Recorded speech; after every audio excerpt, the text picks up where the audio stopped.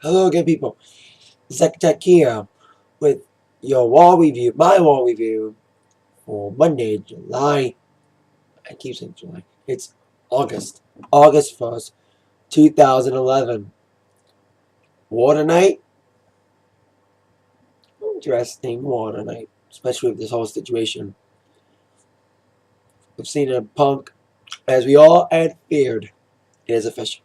Punk Cena title unification match at SummerSlam.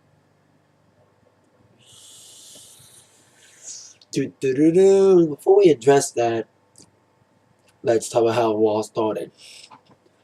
With CM Punk coming out and having a confrontation with Triple H. See, like I said, I could think a lot of people, including myself, are worried about what they're going to do with CM Punk. Are they going to bury him at Mania? Bury him at SummerSlam? Or let him wait a bit. Listen, Punk is probably the freshest thing going for WWE right now. He's saying the truth. Basically, there's two fans of WWE, two sides of WWE, two certain fan bases. There's the 12-year-olds, the kids, who like people like Rey Mysterio, John Cena, cookie cutter superhero guys who fight bad guys. Kind of reminds you of like early 90s WWE when everything was cartoonish and not really real. And then you have people like me, people my age, like 18 to 34, males, specifically males, who cheer for people like Miz and specifically CM Punk. Because they're edgy, they're fresh, and they're different from the status quo. And like I said, I agree with Punk. Nothing against Cena, but you know what? We're sick of the same bullshit. We're sick of the same people getting the belts. We're sick of the same happy-go-lucky WWE. Like I said, man. Like I said, the new era, TVPG, starting to get a little stale. At least I'm trying to be edgy about it. And Punk proves that people still want the old school era, the Attitude Era. And Punk really whipped on Triple H. If you thought Punk whipped Triple H at Comic Con, he totally whipped their new asshole tonight. Seriously, Punk is right. When he gets a microphone, it is a pipe bomb. It's an explosion every time he speaks. That's what the truth is. You mean, like I said, a lot of people worry about what they're going to do with him. I hope to God, if he does lose against Cena, they don't bury him. At least he tries to build himself back up. Because like I said, WWE tries something new, they'll get rid of it. That's the point. WWE doesn't like doing anything new. They don't like try anything new or anything. If they do, they only do it for like 5 days. But what happened with Christian, I said that in my last try to have someone new be champion, they lose it within days, or Rey Mysterio's case, an hour and a half. So after the confrontation, hinting that there'll be the title situation fixed by the end of the evening, we don't know what it got fixed to. We had a Divas Battle Royal. God, it was like 5 minutes. And in Divas Battle Royals, apparently you don't have to be thrown on the top rope. That's kind of weird. That you can go through the ropes and be eliminated. Well, it's a Divas match, so it's different than a male, so at least that makes kind of sense. So Beth Phoenix win the Battle Royal. And here's another thing that we like to do to kind of screw things up. They make bad guys good guys.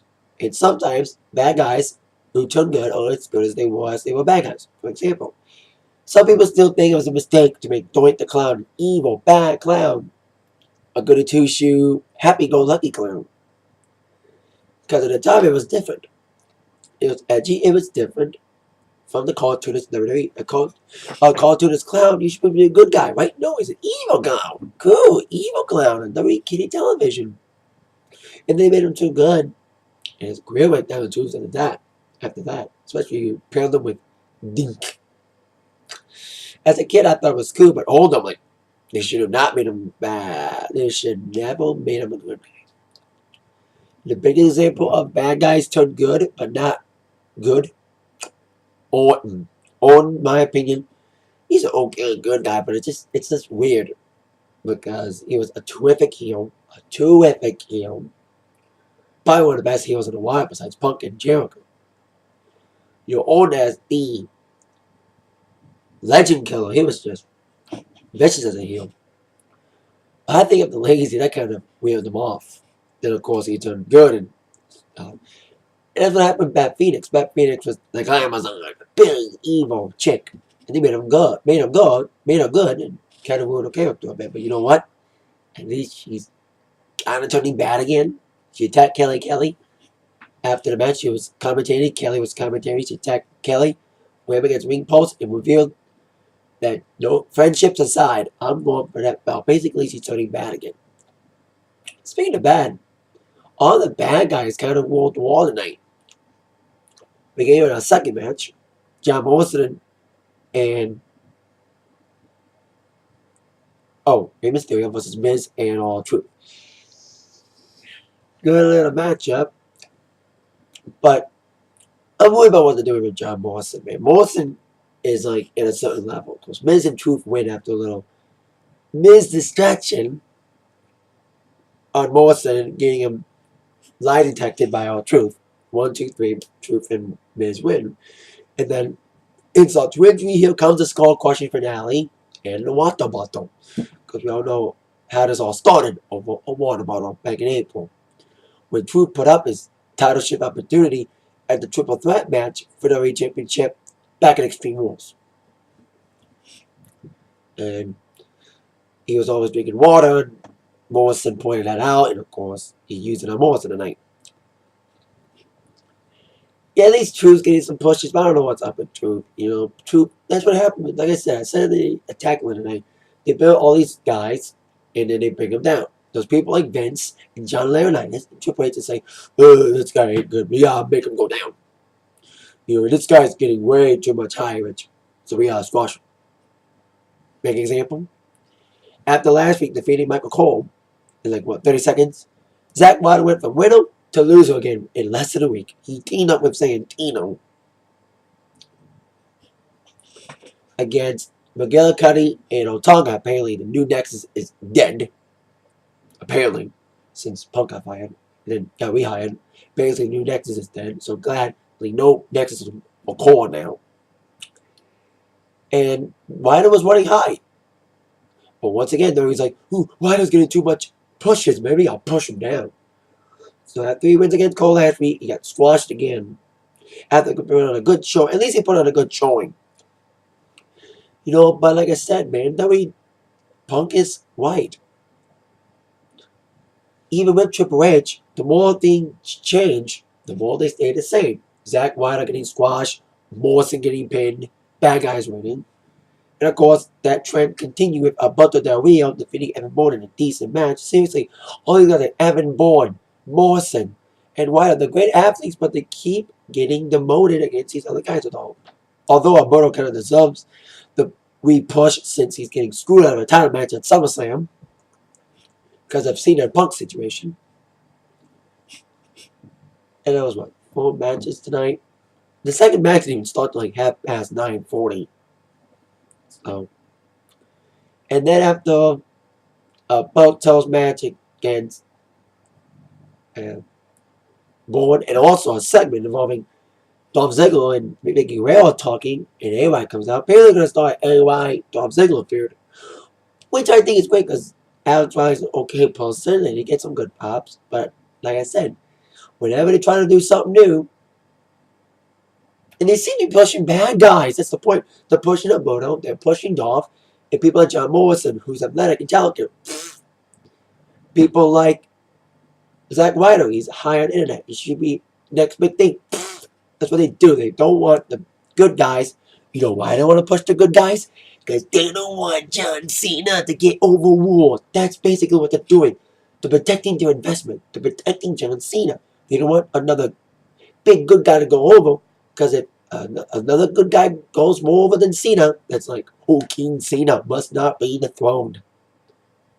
That's why you see heels against Cena, and the heels get buried. Until last week, when Mysterio got buried by Cena. And of course, Mysterio was on a losing end with Morrison tonight. And that led us to our last segment. Triple H addressing the title situation with Punk and Cena. John Laurinaitis comes out. Cena comes out. Talks about punching Laurinaitis. I told you about that in Money Bank review about Cena punching John Laurinaitis when he was trying to pull a Chicago school job. Seriously, I agree. People like Laurinaitis listen to Vince. You agree with what Vince has said. Vince is like, demote this guy. Yes, Miss McMahon. He's like John Laurinaitis could be like the new Stooge, like the last Stooge standing, the last McMahon Stooge standing, kind of like what Briscoe and Patterson were in the '90s. They were the Stooges. They were McMahon's ass kissers, the biggest ass kissers of them all. They were not wrestlers. They were established, like agents. So Laurinaitis could be just that, like the last McMahon ass kisser left, the last McMahon Stooge. So Triple H made an announcement about what we all feared: Cena, Punk, and a title unification match at SummerSlam. But it's not a ladder match. It's a regular one-on-one match. And tonight you had Cena and Punk going back and forth with the belt, people cheering. You had Punk, call the personality. And you noticed the crowd tonight. The crowd was probably, in my opinion, the crowd was probably one of the best crowds I've heard in a while. Crowd's been very weak lately to me. But I think tonight they were very, very hyped tonight, especially booing Cena. Mixed receptions for both guys, Punk and Cena. And like I said, man, the people who love Punk, people like me, 18 to 34-year-olds, hate the cartoon image of John Cena. Nothing against the guy, I've said it before. Nothing against Cena, man, but the character, too stale, too generic. That's the point. It was sick of him reigning over WWE. Kind of like Triple H, Triple H was like the king of the WWE. He won like every single title. He was like on television every week. Like I said, Punk was right about egos. Triple H is the biggest ego of them all. But we'll see what goes down. My point is that I'm worried they're going to demote Punk. I hope the right thing happens. The right thing is Cena loses at SummerSlam, but we all know that's not going to happen because WWE's like, we have to protect the king.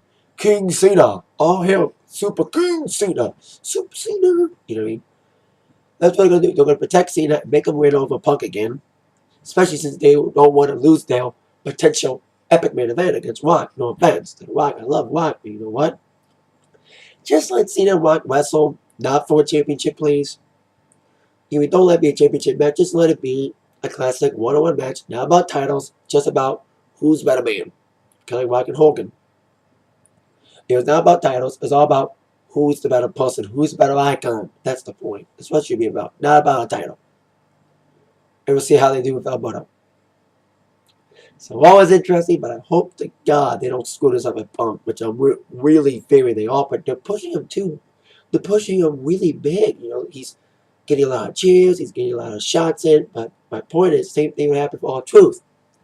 R-Truth is built up to be this big heel, and then all of a sudden, he went down within a month at Capital Punishment. And he hasn't had a rematch since. And he's stuck in mid-card with Midge. And he's probably going to feud with Morrison. Hopefully Morrison beats Truth. And then Morrison gets pushed. Seriously, good guys need to get pushed. But the problem is, all the good guys need to turn heel. You know why they need to turn heel? Because if you're a good guy, you're screwed. Because you can't fight Cena. Because Cena's like the king. You can't have another good guy go over Cena. You can't have a good guy that's getting more over than Cena. If you are, you get demolished. We'll see what goes down. That's my Wwe Raw for tonight. And I'll see y'all. Said it's on the tech line. I'll see you on Wednesday for another tech line.